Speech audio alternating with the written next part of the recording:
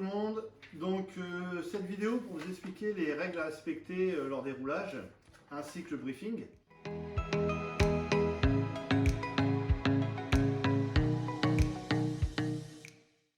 Donc les règles, c'est très simple, c'est basique, mais c'est très important. Toujours assister au briefing avant le roulage.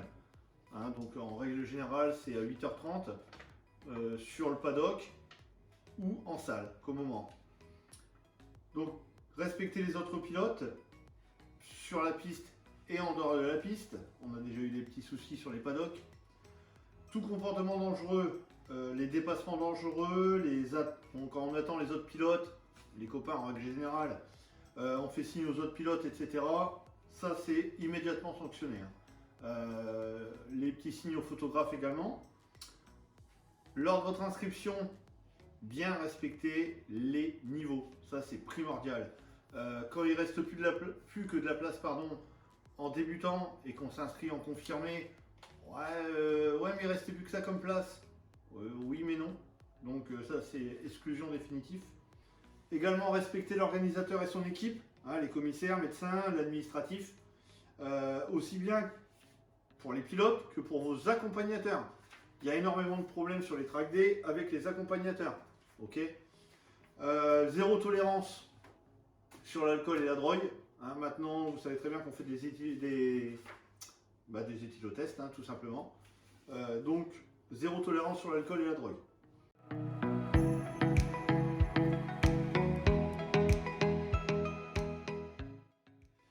Les drapeaux. Alors, sur certains circuits, il n'y a que des feux, comme à Carole par exemple. Donc, les feux, hein, c'est les feux rouges, les feux jaunes, les feux à damier. Au Mans également, hein, c'est énormément de feux. Bon, il y a les drapeaux aussi, mais c'est surtout les feux. Donc, je vais vous présenter deux drapeaux qui sont très peu utilisés lors des journées de roulage, mais que vous voyez à la télé lors des compétitions. Les drapeaux, c'est celui-ci et celui-ci, d'accord, changement d'adhérence et médical. Donc ça, normalement, ces deux-là, vous ne les verrez pas sur les roulages, mais je préfère vous les faire voir. Il existe également les drapeaux bleus.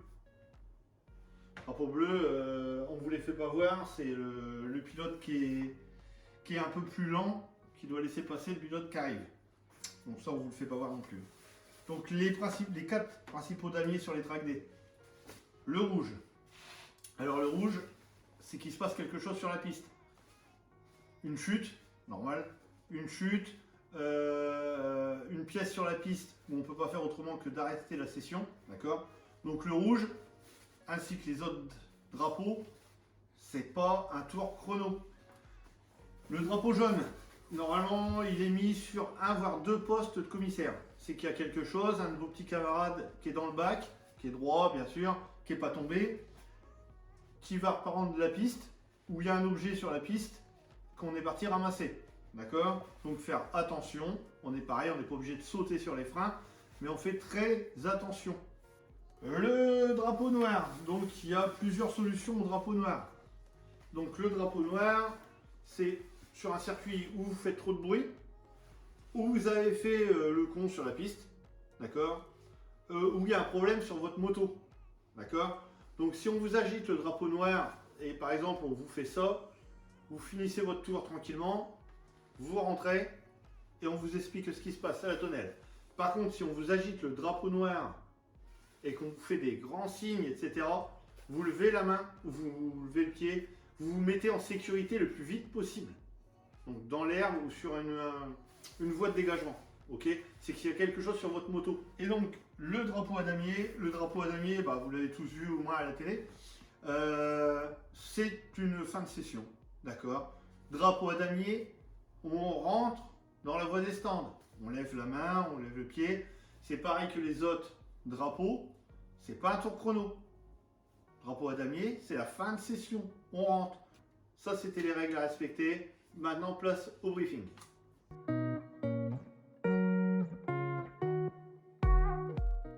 Donc le briefing, ça, ce que je vous dis là, comme les règles à respecter juste avant, je le répète à tous les briefings de tous les roulages, tous les matins, que ça soit sur le paddock ou en salle, qu'au moment. Donc, sonomètre c'est obligatoire sur la plupart des circuits. S'il n'y a pas de sonomètre, n'importe comment on vous prend en dynamique ou en statique. Donc voilà, vous êtes au courant maintenant, le sonomètre, ça devient quasiment une obligation sur tous les circuits. Les horaires de la journée, donc les horaires de la journée, vous les retrouvez toujours à l'administratif. Hein, ça diffère sur certains circuits. Certains circuits ferment à 18h, d'autres à 18h30. Il y a des pauses à midi jusqu'à 14h, d'autres à 12h30 jusqu'à 14h, ça dépend. Comment sortir et rentrer des stands? Je vais prendre un exemple simple, Clastres. N'importe comment, sur n'importe quel circuit, quand vous rentrez dans la voie des stands, vous levez la main ou vous tendez le pied. Comme ça, vous rentrez dans la voie des stands. Toutes les voies des stands, il y a une vitesse limite. D'accord?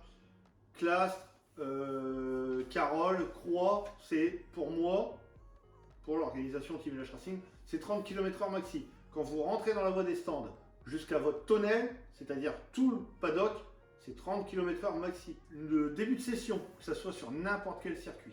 Merci d'arriver quelques minutes avant, 2-3 minutes avant le début de votre session, pour le contrôle des stickers et des dorsales. À chaque fin de session, drapeau à damier plus feu rouge, ou que drapeau à damier, ou que feu rouge, ou les deux, ça dépend. D'accord? Ça dépend des circuits. On rentre tranquillement dans les stands, c'est pas un tour chrono. Je l'ai dit tout à l'heure sur les règles à respecter, mais je préfère le redire. Surtout, on ne coupe pas brutalement dans la ligne droite. En règle générale, le drapeau à damier vous est mis dans la ligne droite. D'accord? Vous ne coupez pas, vous ne sautez pas sur les freins. C'est le drapeau à damier. Vous finissez votre tour, tranquille. Je me répète encore une fois, en levant la main ou en tendant la jambe, et vous rentrez dans la voie des stands. En cas de chute, pas de panique, hein, si tout va bien pour vous, une chute ça arrive, hein, ça nous est tous arrivé, on vient vous chercher. Médical, camion de dépannage, etc. etc. Si vous avez la possibilité, vous relevez votre machine, vous faites signe pour qu'il y ait un de nos commissaires qui voie que tout va bien pour vous, faites signe, ça va bien, vous relevez votre moto, et on arrive, d'accord? Pour les autres pilotes, si vous voyez une chute, vous ne vous arrêtez pas, d'accord? Vous ne vous arrêtez pas. Même si c'est votre femme, votre pote, votre frangin ou quoi que ce soit, vous ne vous arrêtez pas. Vous ne vous arrêtez que dans un seul cas, c'est si la moto elle a pris feu et que le pilote est en dessous. Là, vous avez le droit de jeter la vôtre de moto et d'aller aider le pilote. En cas de problème technique sur votre moto, vous levez bien le bras, d'accord? Vous vous mettez en sécurité le plus vite possible. Alors quand je dis un voyant qui s'allume ou quoi, ou une coupure moteur, un voyant c'est un voyant, c'est-à-dire un voyant rouge. Si vous voyez un voyant rouge sur votre moto, vous ne cherchez pas à vous dire « Oh, bah, je vais rentrer dans la voie des stands ». Non, parce que si c'est une perte d'huile, une casse moteur, vous en mettez tout le long de la piste, et vous risquez de chuter encore en plus. Et les autres derrière, pareil. Bon, sauf bien sûr si c'est un voyant de réserve, d'essence, de jauge qui s'allume. Là, vous rentrez dans la voie des stands tranquillement, vous levez la main, vous rentrez, vous remettez de l'essence. Les pilotes, je me répète, vous êtes responsable de vos accompagnants. Les pilotes, vous êtes responsable de vos accompagnants. C'est-à-dire un problème sur le paddock avec vos accompagnants, c'est comme si vous aviez fait des bêtises sur la piste. C'est exclusion définitive du roulage. D'accord? Quand je dis accompagnant, c'est tout le monde. Hein. Vos copains, vos frangins, votre femme ou votre mari, hein, pour mesdames qui roulaient, vos enfants.